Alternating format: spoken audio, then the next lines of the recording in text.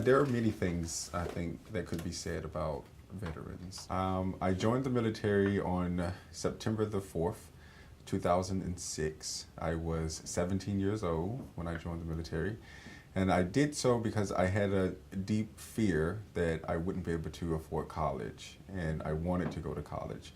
I guess to put some context to that, I'm the first person in my family to have a college degree, the first person in my family to go to graduate school by extension, and I wanted to make sure when I was a junior in high school that I would have an opportunity to get to college. My family couldn't afford it. I felt perhaps inadequate, that I was smart enough to get scholarships, and so I saw the military as an opportunity to, give me that chance to go to college.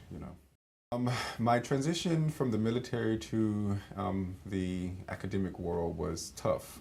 I came back from Iraq in 2010. I deployed in 2009, and I came back in 2010. I was, I believe, 21 years old, and so I wanted to go to college, naturally. And so I went to the University of Southern Mississippi, which is in Hattiesburg, Mississippi, and I felt completely out of place.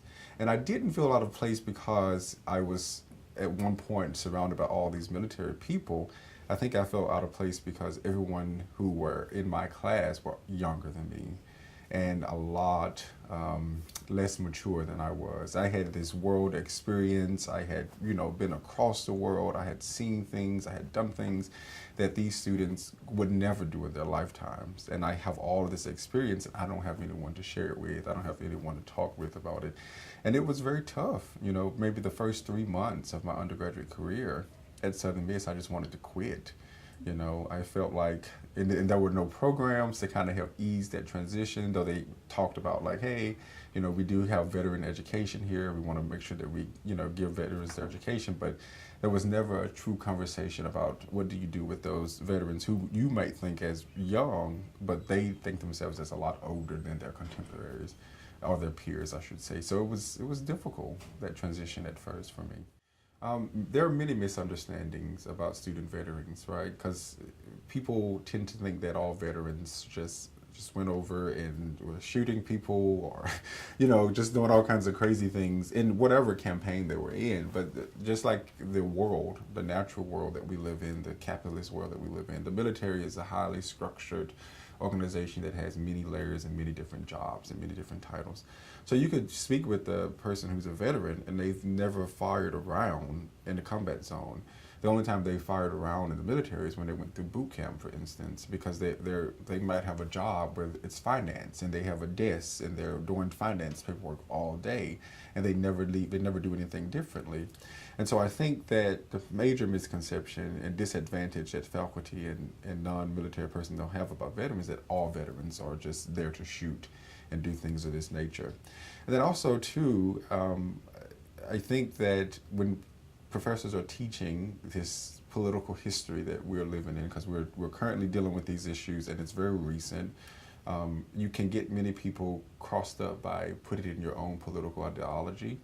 And one thing that the military isn't is it's not political. And a lot of people like to think that it's very political. It's either, most people think it's very conservative, and it's not.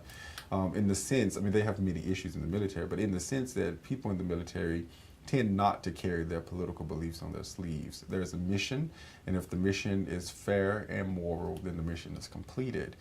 Whereas some people in the academy don't know that. They just simply think that all of you guys were over there doing bad things. Or for instance, if someone gets caught doing something bad, for instance, there's been many cases of rape in the military, sexual assault in the military recently.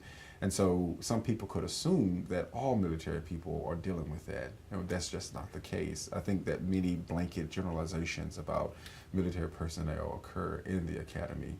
And then lastly, I will come in and say that sometimes when professors are teaching and they're teaching their own biases, because we all have our biases, we naturally, but sometimes their biases can come in and say, well, the invasion of Iraq was wrong, and no, we shouldn't have invaded Iraq.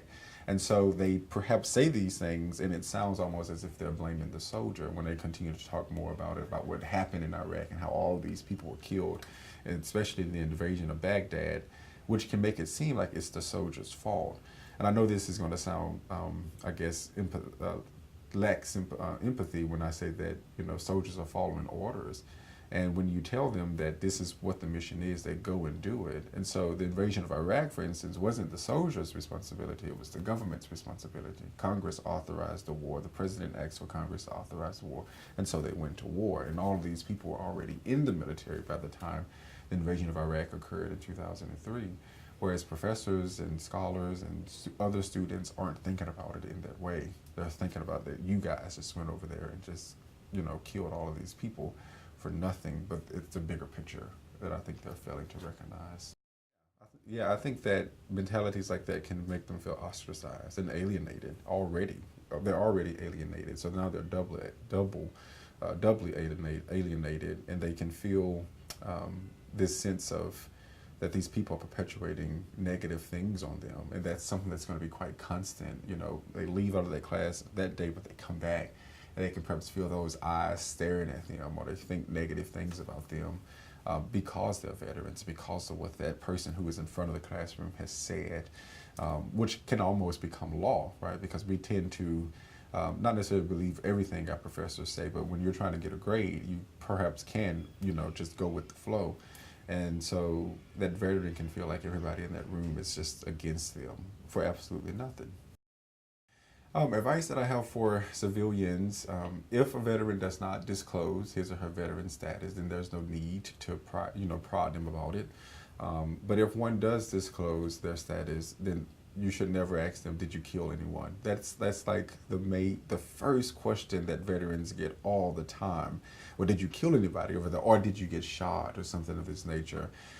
Because they don't recognize that even though a veteran may not have killed someone, they may have lost a friend, or they may have lost, for instance, when I was in Iraq, there were many Iraqi civilians who were really good friends of mine, and I learned to love them before I left Iraq. And if any one of them would have gotten killed, that would have been hurtful. So to suggest that death was just something that occurred and was something that was not necessarily cared about, I think it's a horrible way to think about it. Death was an impacting thing, whether or not it was a terrorist that was getting killed, another American soldier, or a national civilian in one of those nations.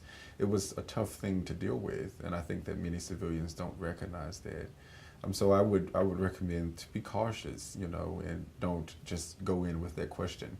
Though I do think it's okay to have questions and have comments about the military, if a person is welcoming to that, because sometimes veterans like to talk about their history and like to tell you and share their experience with you about it. But the one thing that I hate as a veteran is I hate thank yous. I don't like them. I don't care for them. I think that they are, and this is me personally, and I'm not saying that, all people, because you get it all the time. It's like, well, thank you for your service and thank you for this. I don't care for it. I think it's something that is outside the scope of why I serve. And I think it's something that perhaps defeats the purpose of joining the military. We don't serve for thank yous. We don't serve to get special recognition, to get discounts or things of this nature, which I think creates this level of heroism. I'm not a hero. I don't think that any veteran would tell you that they're a hero. And even those who have won Medal of Honors for almost killing themselves or some dying, I don't think any of them would tell you they was heroes. They were simply doing my job to the best of my ability.